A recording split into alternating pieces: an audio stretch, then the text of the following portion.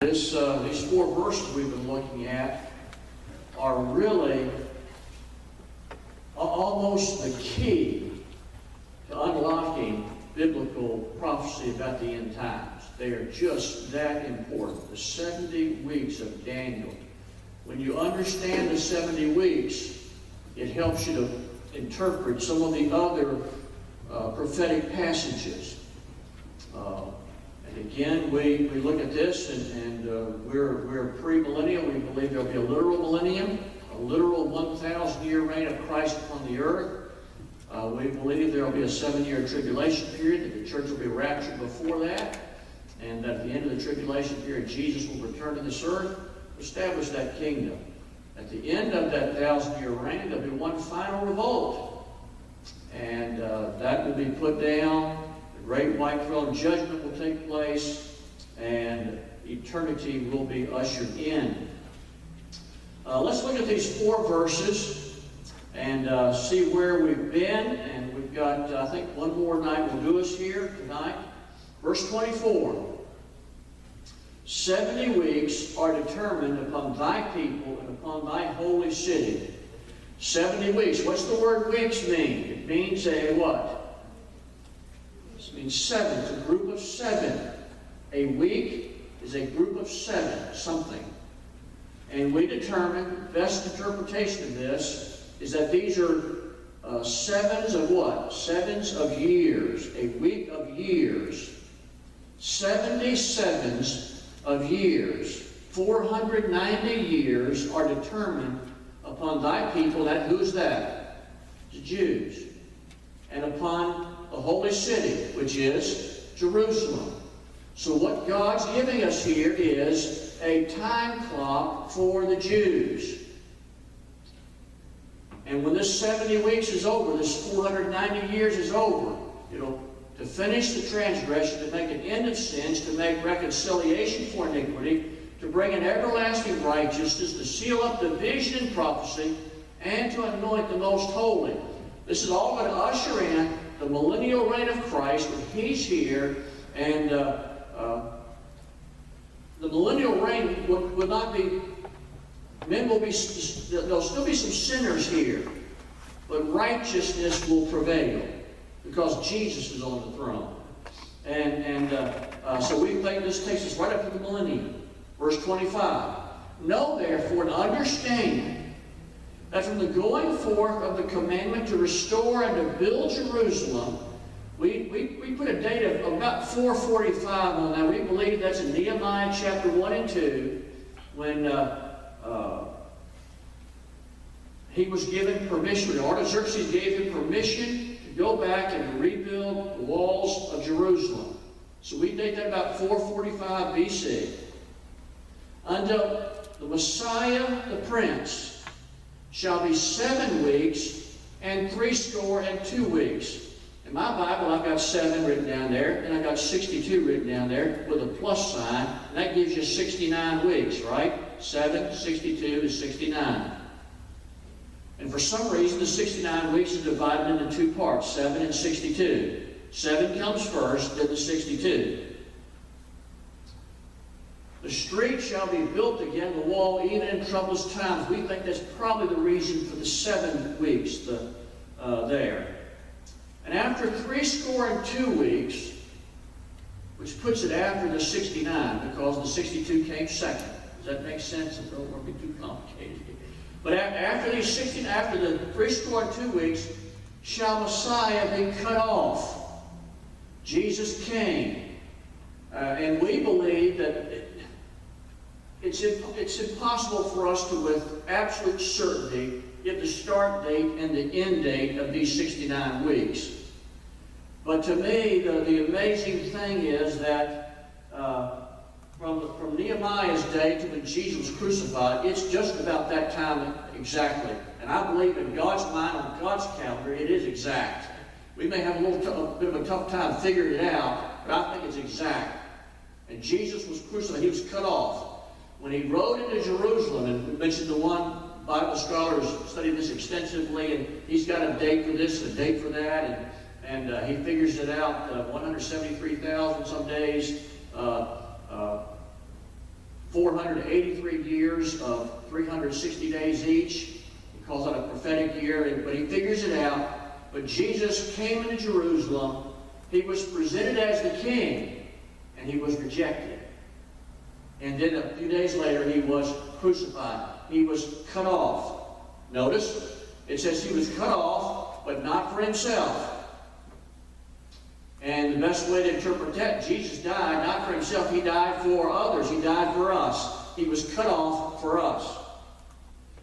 And the people of the prince that shall come.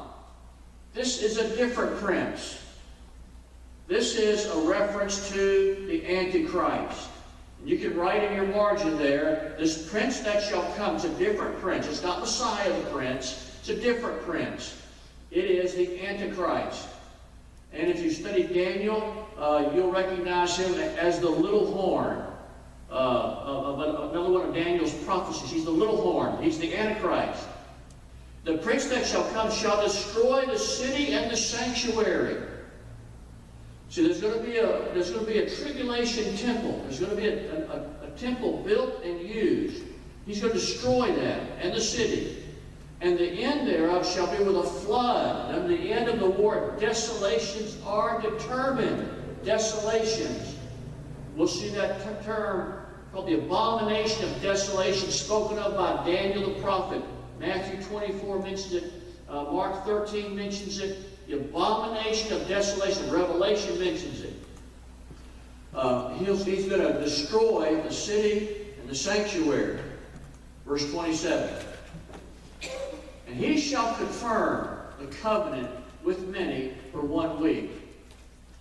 Now, we've got 69. We've got 7, 62, and 69. We're missing 1 week. Here it is. This is what's known as the 70th week of Daniel. He's going to come. He's going to confirm a covenant with many for 1 week. Who's he going to confirm a covenant with? The Jews. This is a prophecy about the Jews. He's going to sign a covenant agreement with the Jews. And it leads me to believe, he said, let's sign a 7-year pact. Let's sign a 7-year contract, a peace treaty. Remember what Paul said, when they shall say peace and safety, then sudden destruction shall come upon them. The Bible talks about the days of unwalled villages. What was a city wall for? Protection, defense. And there'll be unwalled villages. In other words, their defenses will be put down. And in the day when their defenses are down, he's going to turn. See? He shall confirm the covenant with many for 1 week, for 7 years. And in the midst of that week, in the midst of that 7 years, all right, all you math geniuses, what's half of 7? 3.5. Robin, can you figure it out with that? Right. That's 3.5 years. All right? 3.5 years. Remember we talked about times and dividing time. Time is 1. Times, plural. That's the 1 plus 2 is 3. And the dividing of time, that's a part of a time. That's a half. That's 3.5 times. 42 months. We'll show you some of those verses. We'll show them to you in a little while. 42 months. That's 3.5 years. 1,260 days. That's 3.5 years of a 360-day prophetic year, 30 days a month. In the midst of the week, he shall cause the sacrifice and the oblation to cease. The Jews will think they've got it made because this Savior is going to come along. And here's the way I think this is going to come down, folks. I think when the rapture takes place, it's going to throw the world into a tailspin like they've never seen before. Okay? Now, we remember 9/11, don't we? Listen, when they crashed into those towers, Pentagon, so forth, listen, markets crashed, they shut the stock market down before we lost everything, and I mean, the world, and you know what they were saying back in that day? We need somebody to get us out of this mess. Remember that? They said it before. Well, you need somebody to get us out of this mess. And I believe when the rapture takes place and millions of people go missing. By the way, they'll say the aliens took us, right? What they'll say, the aliens took us. You watch aliens on TV, don't you? All of it. Listen, I love watching alien shows. Hey, do you believe there's other life out there? Do you? Is there other life out there? Yes, there is. So what do you mean, preacher? The universe is filled with angels. Right? Is there life out there? Yes. And this is my opinion. I wouldn't die for this opinion. This is my opinion. I think a lot of what goes on in the name of aliens is angelic activity. That's my opinion. There are angels out there. Okay? But when millions of people disappear, that's going to cause chaos in the world. Absolute chaos.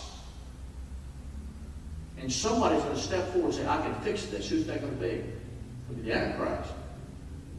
Daniel tells us he's going to conquer with flattery.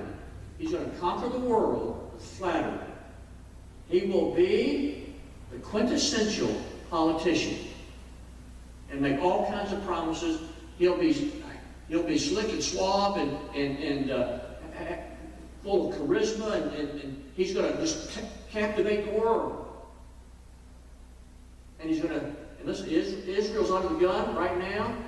Listen, Iran, it won't be long before they've got a nuclear bomb. It won't be long.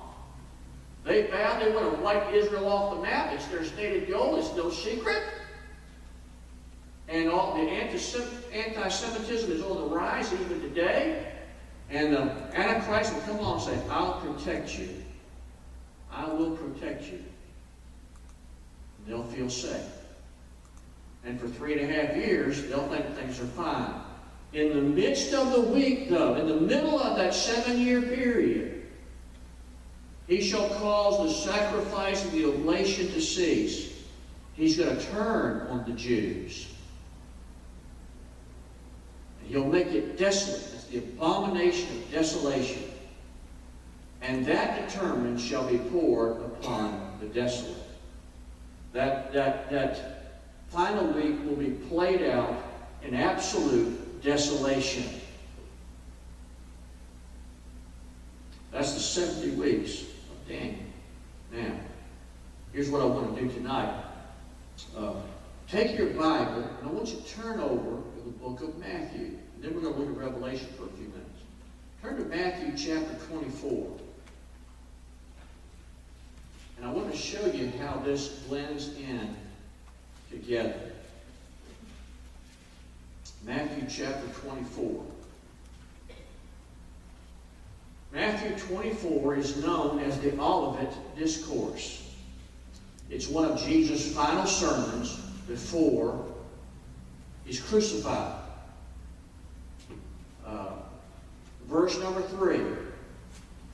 As he sat upon the Mount of Olives, hence the Olivet Discourse, the disciples came unto him privately, saying, Tell us, when shall these things be? He just said in verse 2 that there will not be one snow left upon another. So when shall these things be? What shall be the sign of thy coming and of the end of the world?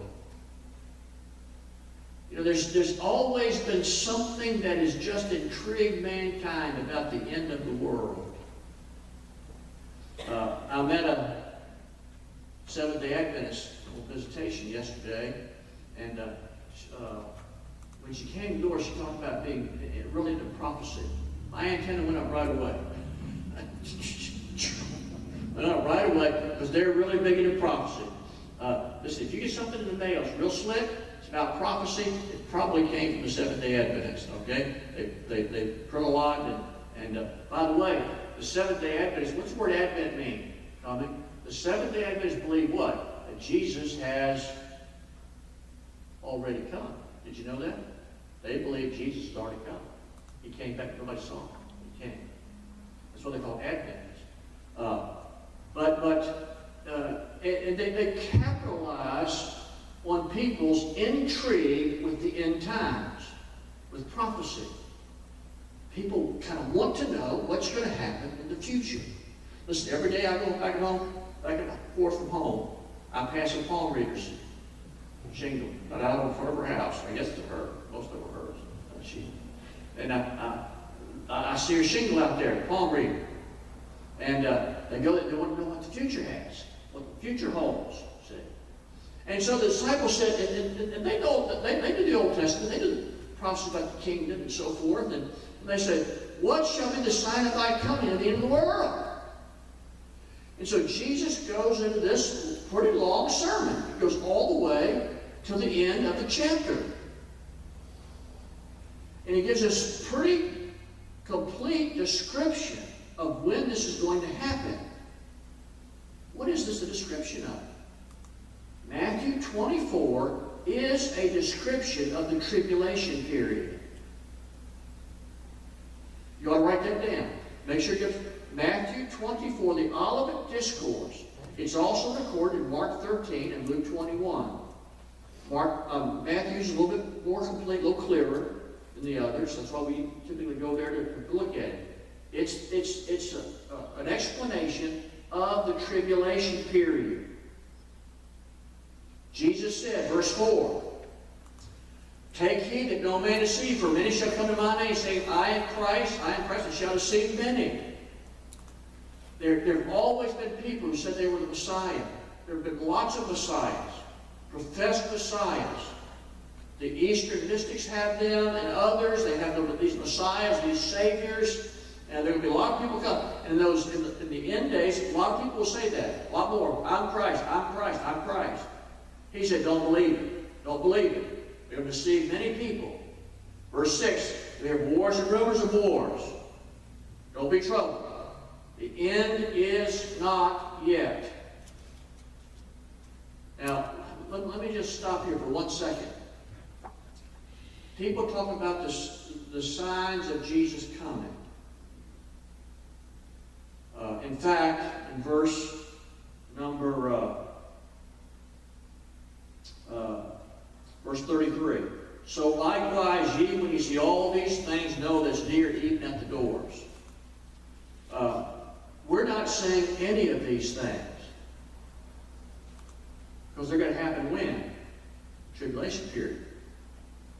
We might be seeing precursors to these things. That makes sense? We might be seeing precursors. There's always been wars and rumors of wars. There's always been earthquakes and so forth. But they'll pick up, no doubt, during the tribulation period. We might be seeing precursors. And so, for example, the Antichrist will set up a one-world government. So all the things you see happening that are tending towards globalism and one-worldism, the New World Order, one of our Republican presidents talked about the New World Order. Remember that? George Herbert Walker Bush talked about the New World Order. Did he tip his hand a little bit? I don't know. What's on your dollar bill? One world order. New World Order. But when you see these things, are they prophecies being fulfilled? Not specifically, but they may be precursors to those things. Cashless society, can't buy or sell without the mark of the beast, all those types of things. Listen, debit cards, chip technology, all those things it shows us how it would be very possible to have a cashless society. Bitcoin, here are all these advertisements we're reading about Bitcoin. Are they prophecies? Not specifically, but they do point in that direction. They're pointers. See? So it says, the end's not yet. Nation shall rise against nation, verse 7. Verse 8. Now here's a couple of verses I want you to know particularly. All these are the beginning of sorrows. The beginning of sorrows. Here's Matthew 24. I believe that phrase, the beginning of sorrows, points to the first half of the tribulation period. The first 3.5 years. There's a definite distinction between the two. Some very definite things will be different about the first half and the second half. The Antichrist is friendly with the Jews in the first half. He's their enemy in the second half. And there'll be a very distinct beginning of marking of that the middle of that. But the beginning of sorrow, verse 9, then there's a change. After the beginning, then some things are going to happen. Then they'll deliver you to be afflicted. See, in the middle of the tribulation period, the Antichrist is going to turn on the Jews. And most of this is about the Jews. It's the time to turn upon thy people and upon thy holy city, right? The tribulation is the time of Jacob's trouble. They shall deliver you up to be afflicted. That's a specific reference to the Jews. Shall kill you. You shall be hated of all nations for my name's sake. And of course, at that time, the church will be gone, but people will be saved, and they're going to turn on them too. Verse 13. Here's a verse that's misused a lot. He that shall endure to the end, the same shall be saved. Endure to the end of what? Those who can survive the 7-year tribulation period will be saved to enter into the kingdom. Will be saved, will be able to enter into the millennial reign of Christ, alive in the flesh, and be a part of that. They'll be saved. And listen, during that 7 years, it will be a struggle for survival. Absolute struggle for survival. Not only because the Antichrist is out trying to kill you, but just because of all the cataclysms and all the judgments, mega millions of people, a major portion of the earth's population will be destroyed during the tribulation period. I'm talking about probably better than half the earth's population will be destroyed. Revelation talks about 2 judgments. One, it says a fourth of the world's population will die. Another one says a third will die. Take away a fourth, and you take away a third of the 3/4, and what's that? That's a half right there. In those 2 judgments alone. He that shall endure to the end, the same shall be saved. And again, the struggle for survival. Verse 14 says, the gospel will be preached to all the world for a witness. Then shall the end come. Who's going to be preaching the gospel? Remember the 144,000? They will be sealed, and the Antichrist will not be able to touch them. The 144,000 will preach the gospel to the whole world. Plus anybody else that's accepted Christ, they can preach too. But there'll be plenty of preachers during the tribulation period. Verse 15. When ye therefore shall see the abomination of desolation spoken of by Daniel the prophet stand in the holy place, whoso readeth, let him understand. When the Antichrist turns on the Jews and desecrates the temple and the holy place. And at some point in time, maybe we'll go over this, but this has happened before. Antiochus Epiphanes, a couple hundred years before Jesus came, a Syrian ruler, conquered Jerusalem. And he went in, and he was a type of the Antichrist. He's in Daniel's prophecy. He went in, and he desecrated the holy place, and he offered a pig upon the altar, which was the height of blasphemy for the Jews. He offered a pig as a sacrifice upon the altar. And that was a type of the abomination of desolation. And the Antichrist the Jews will have their worship system all set up. 3.5 years, they'll be worshiping. They'll be making sacrifices. They'll reinstitute the temple sacrifices. The Antichrist will come in and stop all of that and desecrate the temple. Tribulation temple. So when you see that, it's time to run. Verse 16. Then let them which be in Judea flee to the mountains. If you're on the housetop, get down and run. Don't go back to your house. Just run. Verse 19. Woe to them that are with child. Verse 20. Pray your flight be not in winter. Verse 21. For then shall be what? The great tribulation.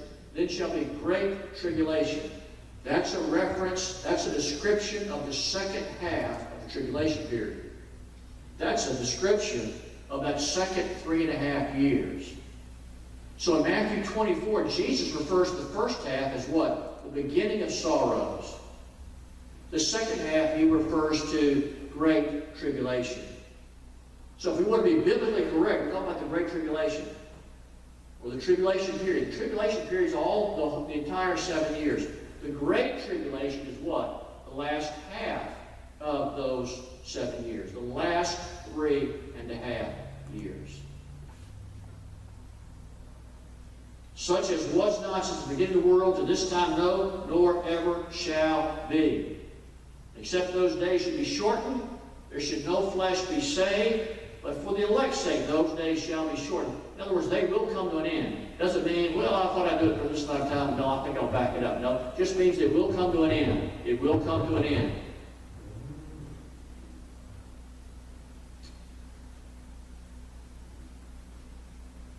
Look at verse 27. 24, false Christ, false prophets. By the way, they'll show great signs and wonders.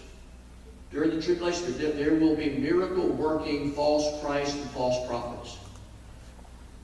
That's why, just because something is miraculous doesn't mean it's from God. Now, that's a little puzzling, because when Jesus came, he was a miracle worker. And that was part of the evidence that he was the Messiah.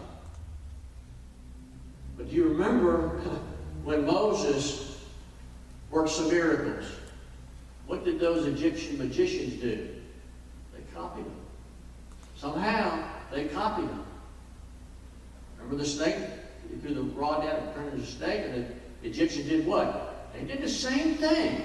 I don't know how they did it, but they did the same thing. Now, Moses' snake ate up their snakes, but, I mean, that was, at least, it was either a sleight of hand or semi-miraculous or super, I mean, it was something, wasn't it? They did some of the others, but then finally they weren't able to repeat them, to imitate them, and they said, this is the finger of God. We can't do this. We don't have the power to do this. That's when it became evident that it was God doing this. So Jesus did some miracles. Yeah, maybe some other people have done those. Then he rose from the dead, right? That was the finger of God. See, that was God doing that. See, he laid his life down, he brought it back. See.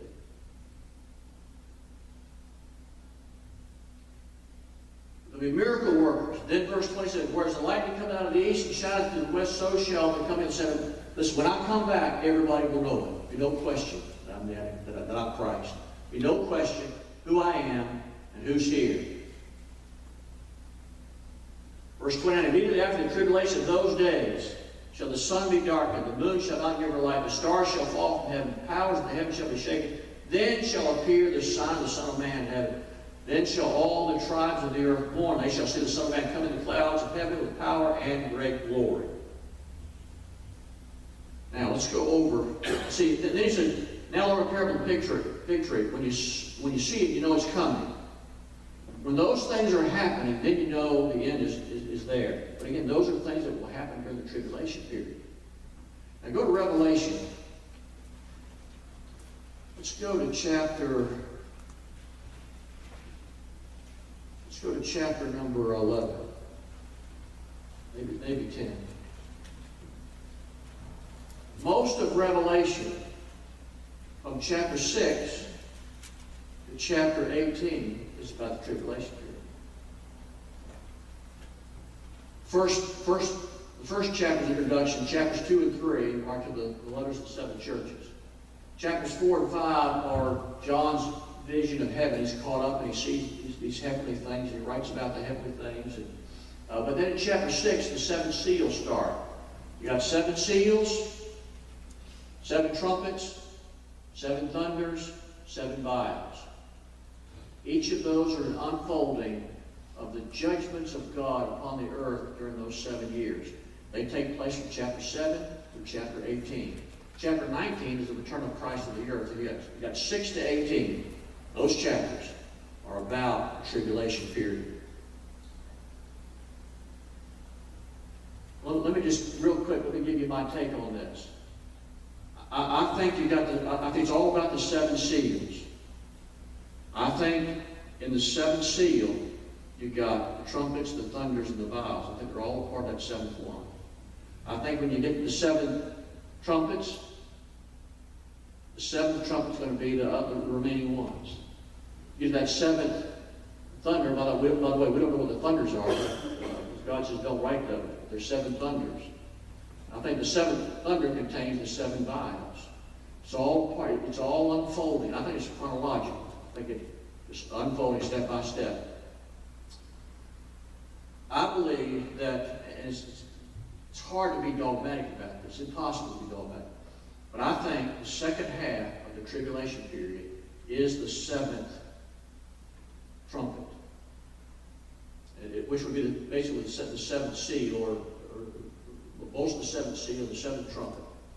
But notice in chapter 10, verse 7, in the days of the voice of the 7th angel, that's the 7th trumpet, when he shall begin to sound, the mystery of God should be finished, as he hath declared to his servants. In the days of his voice, the days, this trumpet will sound for a period of days, and I think for 1,260 days, this trumpet will be sounded. But that's going to wrap up. That is determined upon thy people. That's what is going to take place in the days of the 7th trumpet. Chapter 11. In chapter 11, chapter 12, and chapter 13 is where we have those references to the 3.5 years. You'll notice, and I've got it marked in my Bible, in verse number 11:2, it talks about the 42 months. See the 42 months? 11:3, 1,200 score days, 1,260 days. In chapter number 12, verse number 6, you've got 1,200 score days. We don't have time to look at all the while they're here. In chapter 12, verse number 14, you have time, times, and a half a time. Chapter 13, in verse 5, you have 42 months. I think all these references apply to the second half of the tribulation period. Because it's in the days of this 7th trumpet that this thing's all going to come to a conclusion. In 11:15, the 7th angel sounded. Here's where it begins to sound. There were great voices in heaven saying, the kingdoms of this world are become the kingdoms of our Lord Jesus Christ. He shall reign forever and ever. As that 7th angel sounded, it's going to usher in the kingdom of Christ upon the earth. That's why I think all you got left is the 7 thunders, and they've already been recorded in chapter 10, verse 3, but they're part of this. Then you got the 7 vials.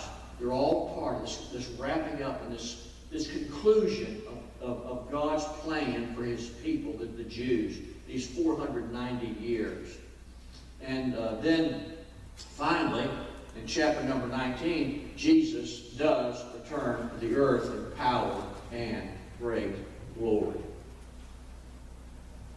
And the 490 years will be concluded. Go back over to Daniel. Let me show you one interesting verse to just kind of wrap this up. Look at Daniel chapter number 12.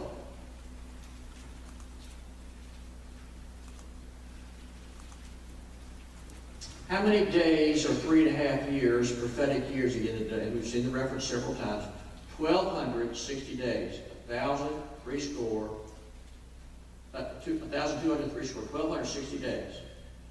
But in Daniel 12, Daniel sees how all this is going to come to a great climax. It's very, very, very interesting. We don't have time to do it tonight. But notice, verse 11, 12:11. And from the time that the daily sacrifice shall be taken away, that's the abomination of desolation. That's when the prince that shall come goes to the temple, desecrates and so forth. From the time that the daily sacrifice shall be taken away, and the abomination that maketh desolate set up, there shall be 1,290 days.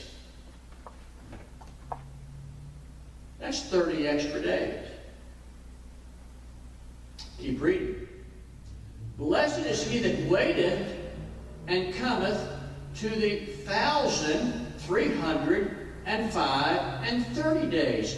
1,335 days. That's an additional 45 days. But go thou thy way till the end be, for thou shalt rest and stand thy lot at the end of the days. When Jesus returns, this earth, apparently there's going to be a period of destroying the enemy, shoring things up, annihilating the enemy, setting up his kingdom. That'll take a little period. In other words, it sounds like it's not going to be instantaneous. So 1,260 days, I think Jesus will return. And for another month, he's going to do some things. And then for another month and a half, he's going to do some more things. And apparently there'll still be some struggles going on in that time frame. And apparently it'll take a little bit of time for Jesus to set up his government, his administration. And by the way, who's going to be ruling and reigning with him? We will be. We will be.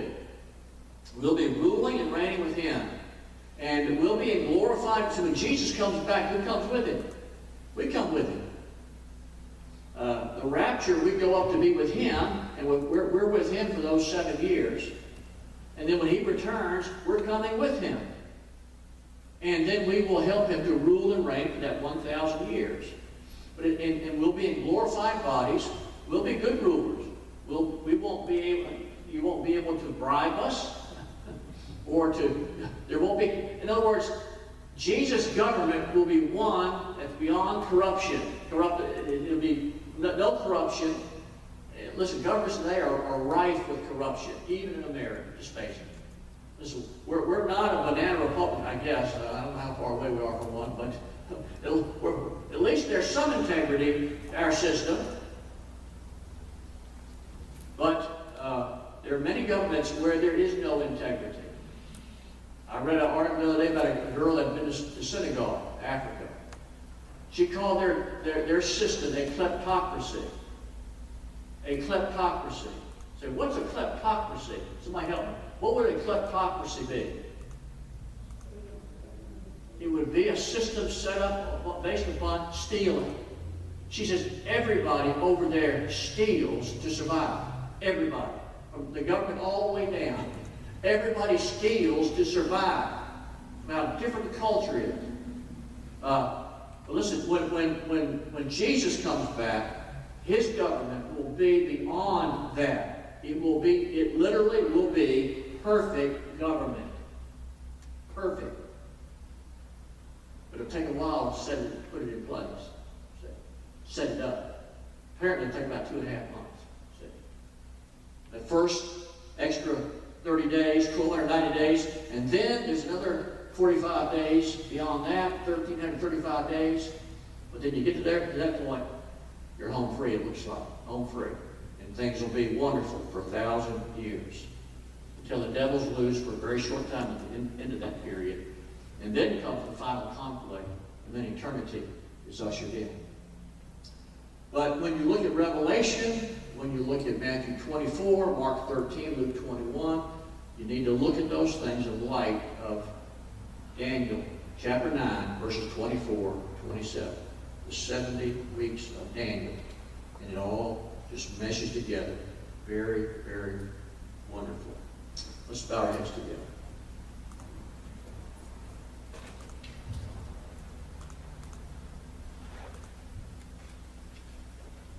Father, thank you for your word. You know the end from the beginning and everything in the middle. You are the great I am, the ever-present one. You're always in the present tense. You're eternal. You inhabit eternity. And you know what's going to happen in the future. Those disciples asked, what shall be the end of the world, the sign of your coming? And you gave the answer, and it all meshed in right with the angel told Daniel many, many centuries ago, millennia ago. Those 70 weeks of Daniel determined upon thy people and thy holy city. Lord, most of those years have passed. There's 7 yet to be played out. We We learn what those 7 years are, the tribulation period. Lord, we believe that we'll be raptured away. We thank you for the path. But many will be. And it does us good to try to get as many people saved as we can and to prepare the world for the coming of Christ. Help us. In Jesus' name we pray. Amen. Brother Tom. Page 320.